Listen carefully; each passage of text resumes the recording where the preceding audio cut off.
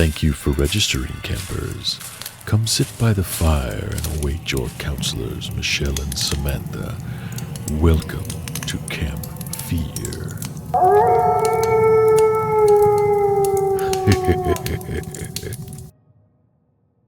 Welcome to Camp Fear, where we review movies that are free from anywhere from YouTube, Tubi, Momitu, Plex. As long as it's free, we got you. Today we are talking about the movie Rabid, which is a remake of the David Cronenberg movie of the same name. This one came out in 2019, and it's by the Soska Sisters. I was able to watch it on Plex. I had a heck of a time on Plex trying to get it. Yeah, it was something. But so there will be spoilers ahead, so please give it a watch. You watched it on Tubi? I did watch it on Tubi, Okay. and then apparently they had removed it from Tubi, maybe because you couldn't find it, and then had to find it on Plex. Yeah, but it was still for free. Yeah, that's true. We are keeping our word. So it is either on Plex or Tubi. So give it a watch and then come on back. So the movie Rabid, it is about a fashion designer who contracts a new form of rabies after receiving an experimental skin graft. So we start off with Rose. She's an introverted fashion designer, and it's slowly eating away at her soul, the whole fashion industry. Office hunk Brad asks her to be his date at a work party that's happening that night, and she says yes. At the party, Brad is being very nice. He tells her about himself, like he's a photojournalist, but he really wants to be like not a news reporter, but a journalist of some sort. Yeah, like he wants to photograph like the important events and protests or just, things of that nature versus fashion. So he's being a little forward with her, but she's kind of into it. Yeah. And when Rose goes to the bathroom, she overhears the office bullies, who are played by the Soska Sisters. They are trash talking Rose, talking about how Brad only asked her out because Rose's best friend Chelsea kind of begged him to. So obviously Rose is very upset. So she goes to leave, and she rides like this little scooter. Yeah. Like this little Vespa scooter.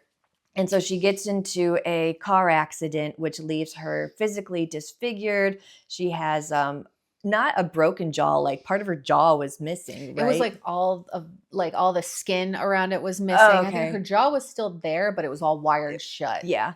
And also some of her small intestines had to be removed. So a little shorter journey for her. Because of the accident, Rose has pretty much lost her job as a fashion designer and now has to move in with her best friend, Chelsea. There was some like foster care situation going on. Rose's parents had passed away, and Chelsea's family did bring her in. Okay. So they're, sisterly bond. Okay. Rose then sees an ad on TV for an experimental skin graft, and she decides to go through with it. It's one of those, you let us experiment on you, sign a waiver, and it's all your medical costs will be free. After she gets her skin and tissue graft, Brad visits her in the hospital, but she doesn't know it because she's like knocked out. Yep, and all bandaged up, the mummy style. Yeah. And then the surgeon breaks all HIPAA laws. Right? I was like, and asks Brad, please come with me. I want to tell you all about Rose's medical history. So then Rose wakes up, and she is absolutely gorgeous. So first the surgery, just the gowns that the surgeon wears, it's like this like pleather red gown. It's very culty. Yeah, very much so. And so the surgery is basically taking like this algae fungus thing, and you place it on your wound, and then it like zaps and all the magic happens. And it heals you within like 24 hours. And so now Rose is just absolutely gorgeous. And it fixed her nose, like it fixed everything. It fixed everything. Yeah, but not her intestines. Well, I guess a jellyfish skin graft can only go so far. You can only do so much. So Rose wakes up, she's gorgeous, and she's also a little bit hungry. At the hospital, Rose goes to, they have a swimming pool at this hospital because it's more like a clinic. Yeah. Rehabilitation type place. And she sees this hunky actor and he's swimming. So she gets in the water and easily seduces him. They start making out. She gets a little rough and she bites his lip to the point where he's like bleeding. But then she wakes up and she realizes that, oh, it was just all a dream. Then the surgeon kind of goes over all her medical care. He gives her some dietary supplements. I equate it to the Premier Protein shake that I drink every single morning. And I also equate that with The Stuff, the movie. Yeah. So I really think, and I've said this to my friends before, that the Premier Protein shakes that everyone drinks is going to be like the stuff, and we're all going to turn into aliens in like 15 years. So all the middle-aged women that drink it right now, we're going to be aliens in about 15 years. Awesome. So she gets her Premier Protein shake from the surgeon, which we are not sponsored by. And she is released from the hospital. At home, Brad stops by. She isn't very happy to see him, but she lets him in anyway. And so he asks her to dinner to make up for the party, but she declines.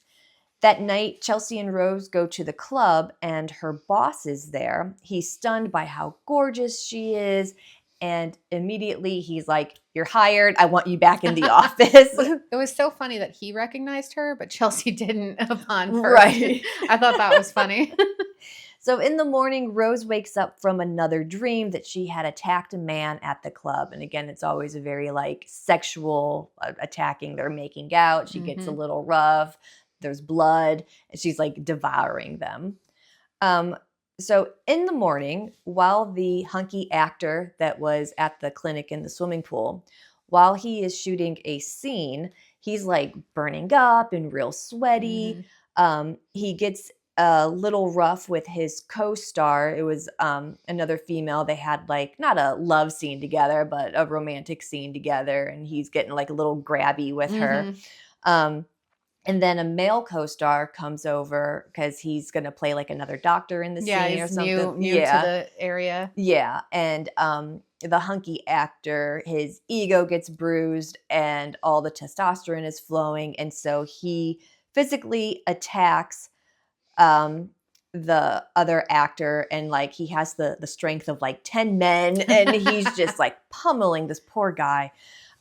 So much that he bites off the actor's face and he has to be restrained by like other people that are on set.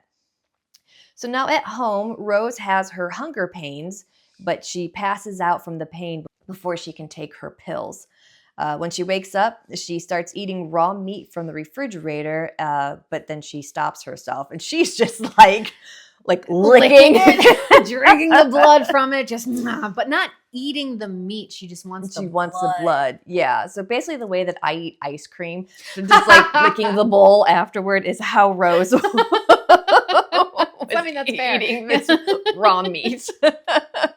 So Rose goes to the club and attacks some predatory douchebag that was outside harassing this female.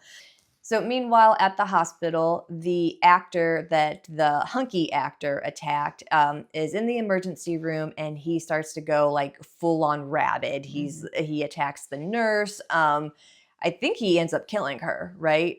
I know, no, because later we see her restrained as well. Yeah, okay, and she's that's all. Right. It's the next morning, and Rose wakes up and she goes to see her surgeon. She tells him what's going on, and he tells her, "No, it's all a dream. You're fine." Being in the water means, because she told him like the swimming pool dream, and he's like, "No, water dreams just means that you're emerging into a new life or something like that." Some hackneyed BS. Yeah. So the doctors at the hospital who helped the guy who went all rabid tell the police that he's suffering from a new strain of rabies, and there's basically nothing they can do for him. Now back at work, Rose's newest design is being made, and Brad asks her out again to apologize. This time she accepts and ends up telling Brad about the nightmares. While at dinner, Rose starts to have hunger pains. She goes to the bathroom, and inside her mouth, this like little Almost like a little shark teeth. parasite thing is like yeah. coming, like growing out from under her tongue or something. When she goes to leave, the douchebag from the nightclub crashes SWAT team style through the restaurant window. He's all foaming at the mouth. He attacks the patrons, but Brad comes to the rescue and he throws the guy off Rose, and then he like beats him to death. Yeah, something like it was quite a beating. So now we are back at the ER. It seems that the virus has spread to others. Rose runs home because the parasite has taken over her face, and she's just like all Medusa-like, running down the street with all these like viney parasites. She goes into a dark alley, and she has this like this hallucination of the Silent Hill nurses. Oh yeah, it was weird. Because that was my first thought too. I was like, oh, Silent Hill nurses. Yeah, so these Silent Hill nurses are in her dream or hallucination, and they're all like surrounding her. I don't know if that was supposed to be a metaphor. It like I totally missed it. So now back at work, Brad tells Rose that he took her home last night because she's like, oh, sorry for running out on you last night. I don't even know how I got home. They're at work, and Rose is fixing the dress that she made. Chelsea is wearing it, and the boss isn't really happy with it, so he tells Rose to fix it, and so she goes all like Edward Scissorhands on the dress and like makes it so edgy. So edgy. And now she now the dress is ready to close the show for tonight. Chelsea gets to wear it. So the CDC has announced that there's a rabies epidemic, and to get to the hospital if you have flu-like symptoms. Epidemic be damned, the fashion show must go on. The surgeon calls Rose and says her test results have come back and she needs to come in immediately, but she's like, I have plans tonight. And he's like, no worries, we'll catch up tomorrow. The morning is fine. What could happen between now and then?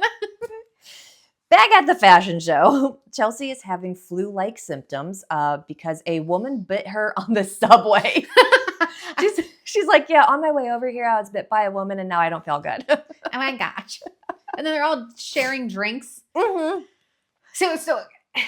yeah, because I'm going to interject for just a second, because like in 2019, this was right before COVID, and I mean, I've always washed my hands, and you know, I'm not I'll share drinks, but like after COVID, it's just on a heightened level. So watching it even now, I'm just like, why are you sharing drinks? This woman is coughing out into the open. What are you doing? Like, it gives me so much anxiety now. They're shaking hands. Should I get fist bump? Elbows. It gives me such anxiety watching pre-COVID movies and sickness now. Yeah. So Chelsea is not doing well at all. Rose is outside the fashion show and she's having a parasitic episode. And then two men approach her, and you can tell that they are going to be up to no good. Yeah. Her parasite tentacles attack them, and then Brad shows up to once again save the day. He knocks him out, and then Brad carries Rose away, and shortly after he walks away, the two men get up, and they're all like rabid zombie guys. Brad wants to take Rose to the clinic, but Rose wants to see her dress close the show because she's worked too hard not to see it, blah, blah. One of the models then faints on stage and then gets back up, and he's a rabid zombie. But the audience thinks it's all part of the show. Because it's super edgy. So why wouldn't it be? So edgy with your Edward Scissorhands dress. Brad tells Rose that he knows what's going on and they need to leave. But then Chelsea walks out with all her flu symptoms. And she's like rabid. And And she like jumps off the stage and then attacks the boss in the audience. That part of her dress I always thought was like, oh, that's like because it's the metal. And I'm like, oh, like a cage around her head. Yeah. At first I thought like, oh, she was going to have her rabies attack, but because of the little cage thing that she's wearing, like she would just be like chompers, but not be able to get anybody. But apparently she took off her apparatus and she's able to bite people. Yeah. So chaos and rabies ensue, and then the police show up. They gun down Chelsea. And Rose and Brad go to the clinic, and the surgeon apologizes for everything that's happening. The surgeon tells her that Rose is the key to stopping hundreds of thousands of deaths, and all she has to do is walk into that room, and she will be the cure. Mm-hmm. Which, if I had the opportunity to save hundreds of thousands of people, you might risk walking through the door. Very manipulative. I just don't trust no man like that. No, he was very manipulative, but like, yeah. And she was also in like an altered state. Not great. Mm-hmm. So Rose finds out that the surgeon hired Brad to keep an eye on her, but Brad says that he was doing it to protect her because he loves her. Funny how that goes. The surgeon covers Brad in blood, and Rose gets her hunger pains. He tells her he's basically creating a new species because, lo and behold, his wife had cancer and died, but then he gave her the experimental skin graft jellyfish thing, and she has now like the queen mother Rabid lady. Queen Rabid. Yeah, she's the Mother Rabid, because she's like very much looks like the mother alien when the mother alien is hooked up to all her like egg sacs and stuff. So the wife is also in the locked room with them in her like cocoon thingy. So the wife had cancer years before and ultimately died, leaving a mindless, immobile shell of tissue behind. Brad is then attacked by the wife and the parasite inside Rose, which Burroughs believes will unlock immortality in humans. Rose uses Brad's knife that he just conveniently had with him to cut her parasite tentacle thingies off, both her and Brad. Brad appears to die, but then Rose recovers, and that's when the surgeon guy announces his plans to keep Rose captive for research because she is going to be the cure for the rabies pandemic. Mm-hmm. And essential immortality. Yeah. And twofold. Yep. Multi-talented. all of the science happening at one time. And that's Rabid. Yeah. Well, she slits her own throat. Oh, okay. Yeah. So then she slits her own throat. Okay. Because she doesn't want the doctor to get her to be able to use her as a guinea pig, as a lab rat, and then comes to, and she survived, and she's now the queen mother. She's the queen mother. Okay. Yeah. I had Mother Rabid. I had extreme difficulties with Plex, and it wouldn't play like the last 5 minutes. Really? Uh-huh. That's crazy. Yeah. So I was like, well, I guess I'll just make up my own ending. Well, yeah. So then she slits her own throat, and then we cut to the doctor, and he's getting all this stuff ready. There's dogs everywhere, so he's like fed all the dogs, but he's getting all this other meat ready. Okay. There's a thing of lampreys off to the side, which with all the teeth and everything. And then he goes into the room, and it turns out that he was able to save Rose, and she's not, because she's essentially immortal. So he can keep bringing her back. She can't escape him. So now the bad guy won. Yeah. What a life. Right? Sounds great. Awesome. So what were your thoughts on this one? So I kind of like this one. I've never seen the original. I would actually love to watch the original and sort of compare notes, because I love David Cronenberg. I love The Fly. And of course, he's the master of body horror. So I'd imagine it would be even more so.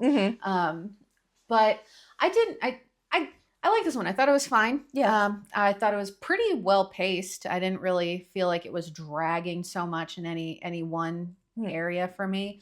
There were most of the characters were very one-dimensional. They were there to serve one purpose and one person and one purpose only. I did like the practical effects. I liked the story. I didn't see the original either, but from what I read in other reviews is that this is basically just Rabid in name and story alone, like premise-wise, but nothing else is really the same. I haven't watched it yet, so I can't confirm Definitely or willing deny. to watch it. Oh, yeah. This is very much a Soska Sister production in that it's body horror. I know that's kind of like their shtick for a lot of things that they do. I thought the acting was lacking, but I think that mostly had to do with the one-dimensional characters. Yeah, I would agree with that. I found a new term of what this movie is about. It's about transhumanism, which is the idea of using technology and science to modify the human body, specifically highlighting the danger of trusting medical and cosmetic institutions. So now we have transhumanism, horror. Yeah. Okay. They said transhumanism in the movie too, because I wrote that down. Oh, where'd my note go? I said transhumanism. Is this a cult? I think because it was that I laughed so hard at the scene with the doctors and like their silken robes. Yeah, and I was just like, okay, your cult that you like, love. You're a bad guy. For me, it was worth the watch. At first, it feels like this movie is trying to take a stab at the double standards of beauty in the fashion industry, especially beautiful women in the fashion industry. But then it quickly shifts to focus on a woman's bodily autonomy or her lack thereof. By the time we get to the end, so it's worth a watch. I liked it. Too. And one detail that I really did like is all the artwork in the background. If you pay attention to the artwork, it's all very I was not. It's all very kind of grotesque. Okay. And it sort of helped tell the story along. Like if you're just looking at the background, I kept noticing the artwork and I was like, that's cool. That's cool.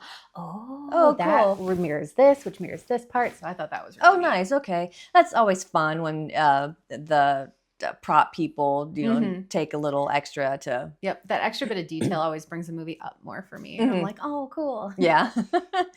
So what do you give this? We're going back to toasty marshmallows. Toasty marshmallows. I think I give this 3 toasty marshmallows. It's solid. Like it's solid. It's good.